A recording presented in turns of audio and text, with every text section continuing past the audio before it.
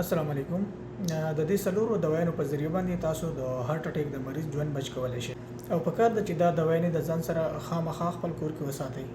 ځکه د هارت اٹیک کیسونه نن سبا پوره دنیا کې ډیر زیات سیوا شوي دي او بیا خاص کر پاکستان کې د هارت اٹیک د لاسه هر کال کې تقریبا 2,40,000 کسان خپل ژوند د لاسه ورکوي. اوس که چېرې تاسو ته یا تاسو فیملی کې چاته دا قسمه علامات ظاهرېدل لایک پسینه درد راتلل او دا درد چې کوم دی د ګس لاس طرف ته یا جامې طرف ته او یا مری طرف ته خورېدل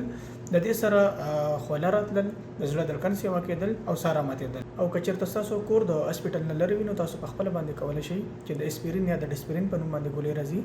هغه په 300 ملي ګرامه کې یوه ګولۍ ورکوي دې مریض ته او دې سره د کلوپیډګریل په نوم باندې ټیبلیټس راځي چې هغه په 15 ملي ګرامه کې هغه په یو ځای باندې څلور ګولۍ دې مریض ته ورکوي. دې سره سره په لیکزون یو انجکشن دی چې هغه د نوم سره یا په خېټه کې کېږي هغه په 15 ملي ګرامه کې راځي هغه انجکشن ورته وکړي او که چېرې درد انتهایی زیات نو تاسو کولی شئ چې یو د نایټروګلیسرین یا د انجیسیډ په نوم باندې یو ټیبلیټ راځي چې هغه ورته د ژبې لاندې کېښودی شي. خو ځینو حالاتو کې اکثر انجیسیډ